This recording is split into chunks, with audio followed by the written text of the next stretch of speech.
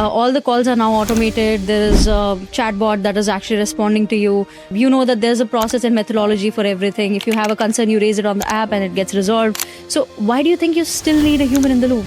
Sometimes you need that human touch to say, you know what, I'm making one of the biggest investments of my life.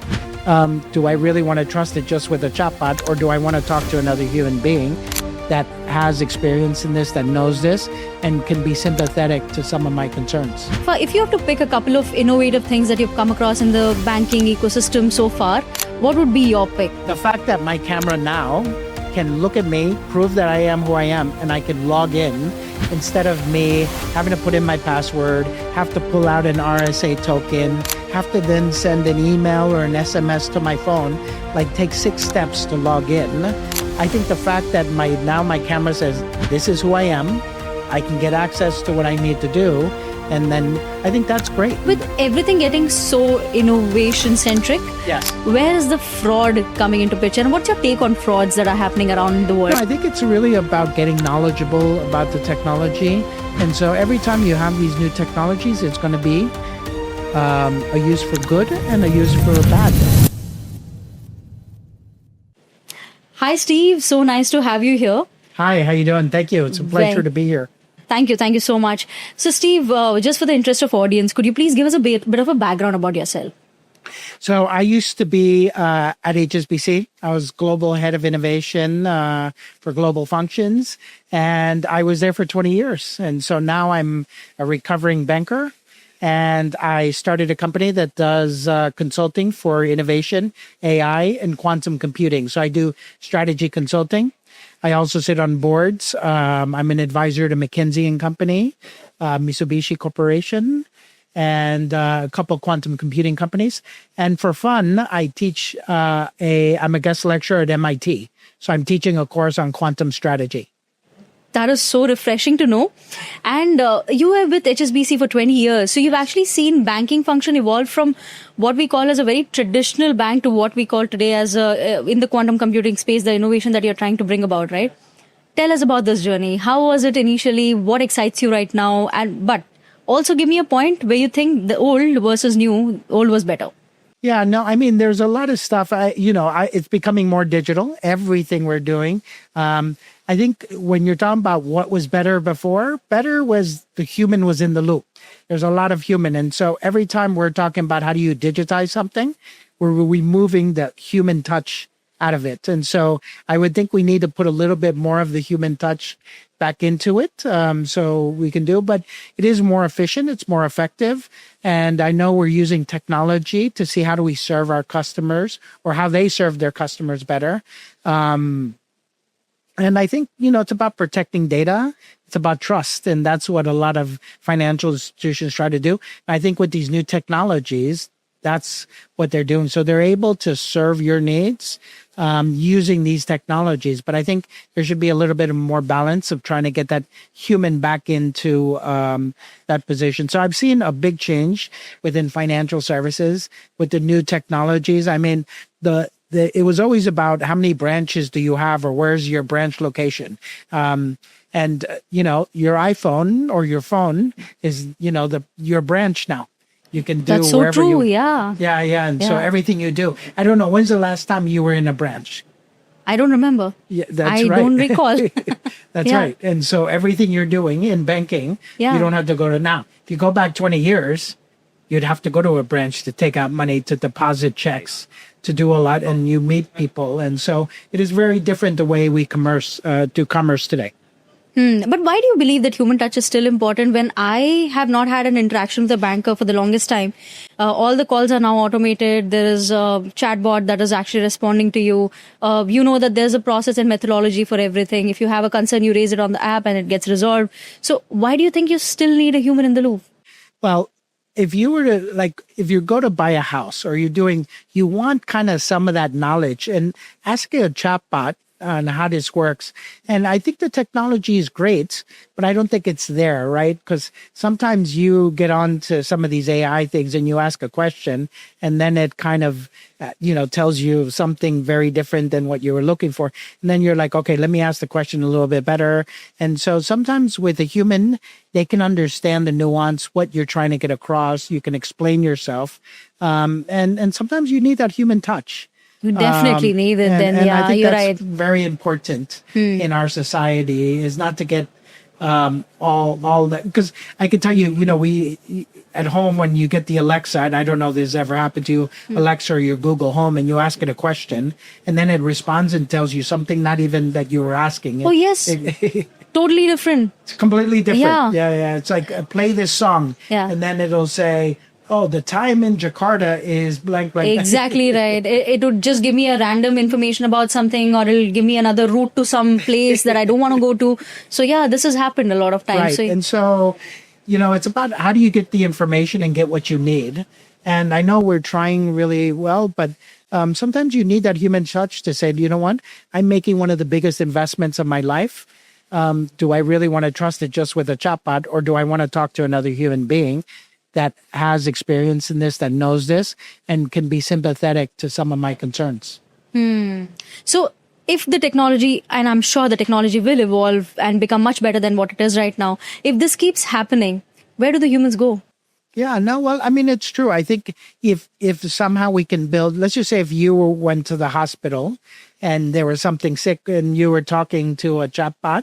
Exactly. I would be so annoyed. So to certain things, there are things that chatbots will be able to do better. There are certain things that you just want a human being to interact with and work, because they can show some of that empathy, that compassion, real, authentic. I'm sure you can simulate it, but it's not the same thing. So I think there's a lot of opportunities in what we do. And I think the technology could really make an impact for our customers. And that's why I really like focusing on the emerging tech. Things like AI innovation. And what I've been spending a lot of my time is quantum computing. So innovation has been the core of what you have done so far. That's right. and what you're doing right now, right? That's so, right. If you have to pick a couple of innovative things that you've come across in the banking ecosystem so far, what would be your pick? Like, and in which segment? Well, I mean, they're pretty simple. So think about authentication. How do I prove I am who I am? The ID verification sort of. Exactly. That way, And yeah. so the fact that my camera now can look at me, prove that I am who I am, and I can log in instead of me having to put in my password, have to pull out an RSA token, have to then send an email or an SMS to my phone, like take 6 steps to log in.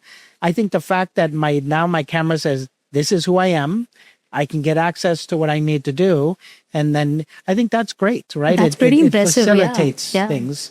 And I think it's that power of making it very accessible, very easy for us to transact, that you show the value in what people need to do. Liveness has made a huge difference to the way we even interact with our banking apps, right? So today my face has become my ID card. That's right. Right. So I don't need any external numbers to punch in, no OTPs, nothing. It's just scan, open, transact. You don't forget your password because it's your face. I do forget my password if I have to log in through my desktop. Yeah, exactly.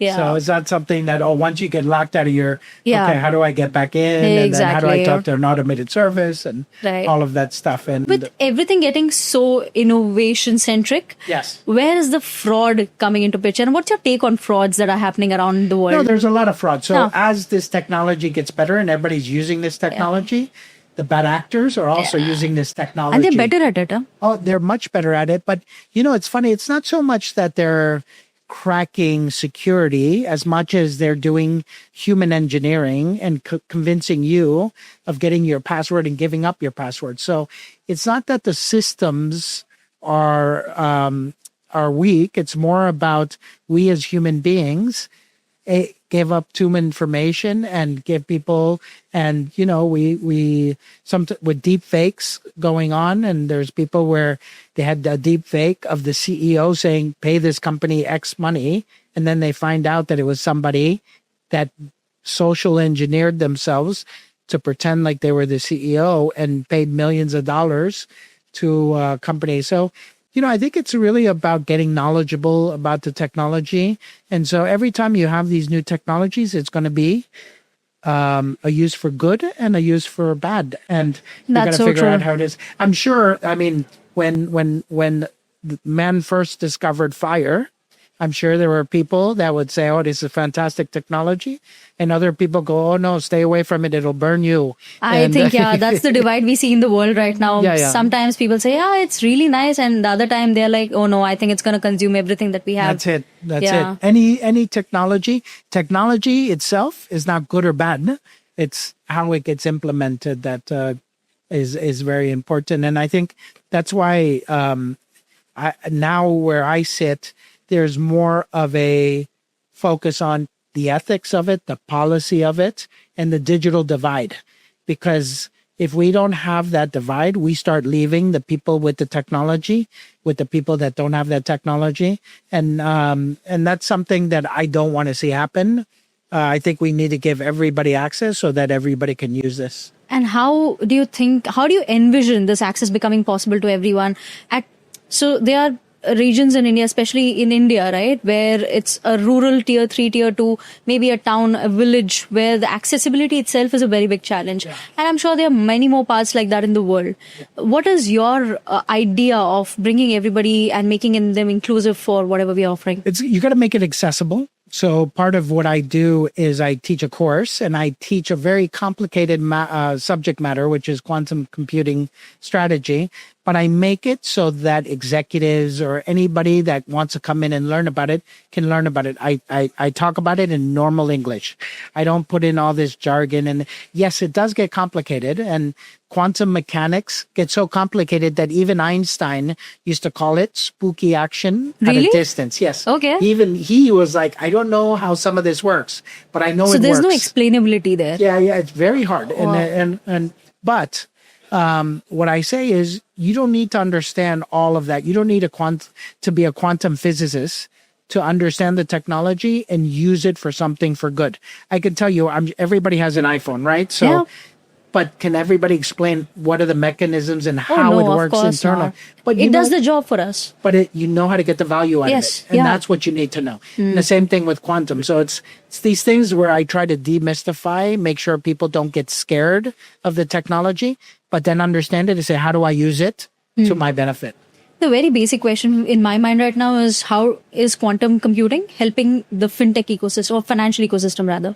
So quantum is a whole new way of computing. So there's things where you look at simulation. You can simulate stuff. So think about stress testing. If I want to simulate what these things would happen in the markets, look at things like optimization. If I want to optimize pricing, if I want to optimize collateral, portfolio optimization type stuff. So these are use cases that are being looked at the market to see how it's going to benefit financial services. But then also there's a negative side that once there's a strong enough quantum computer, because of a person called Peter Shor, he developed an algorithm that could break all RSA and elliptical cryptography. What? Yes. So take a look at this. It's I will, yeah. Peter Shor. And there's this concept called Q-Day. Q-Day is the day that quantum computers will be able to break all of our cryptography. And so that's one of the things that I look at as implementing things like post-quantum cryptography, PQC, and QKD, where companies are now, and regulators are now requiring companies to be PQC enabled to protect against quantum, because there's this threat of harvest now and decrypt later. In other words, your data is in transit and companies are taking that data and storing it because storage is so cheap that once there's a strong enough quantum computer, because now I have the data, now I can decrypt your data.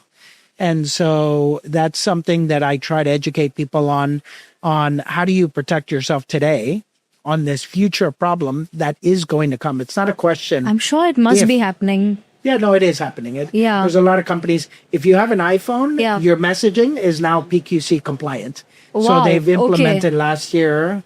It's called PQ3. WhatsApp implemented PQC. So any company that's dealing in large sets of data is mandatorily required to have a PQC? Anywhere you have cryptography. Anywhere you have cryptography. So if you have vendors, some of your vendors are already implementing. Yeah. But as your own organization, you need to learn what is your inventory, understand what that is, and how do you protect people's data. It's starting to get people's attention. Tomorrow, I'm going to be at stage here at the FinTech Festival at 11 o'clock, right after the MAS. And we're going to be talking about quantum security and how do you be quantum safe. So IBM, HSBC, University of Calgary, and a company called Q Control will be talking about the opportunities of quantum, but also the threats that are coming. Very important to discuss, because if this is the way we are heading towards, then we better know what's coming our way, That's right? it. Yes. Yeah, And it's good to stay on top of it. And Yeah. you can't really be innovation if you're not thinking 5-10 years down the road. And so This is also a major security threat for countries as well, right? Because absolutely. if we think about it at that scale, oh my God, it's unimaginable what can happen if the data gets leaked. That's exactly what. So even it's national security where countries are looking at this, and I can tell you, people talk about Q-Day, but if I have the ability to crack encryption and crack do you think I'm going to tell you that I have that ability? Absolutely not. So Absolutely you will not know Yeah. the day I have it. So Yes. that's why it's important to start preparing now, because by the time you find out somebody has it, it's too late. Wow. Okay. I think one thing I would like to ask you, and this will be the last thing that we discuss. How does the future look to you in the next 5 to 10 years, approximately? Well, I think obviously with AI just speeding up, the amount of change is only getting faster. It's really around how do these technologies and what they're going to do. I'm very positive on quantum computing, not only in financial services, because it's actually going to give us better information, better fraud protection. It's going to optimize things. It's going to make things a lot more simpler. We're going to be able to predict things much better. But it's also going to look at things like drug discovery. We're going to be able to come up with new drugs much faster.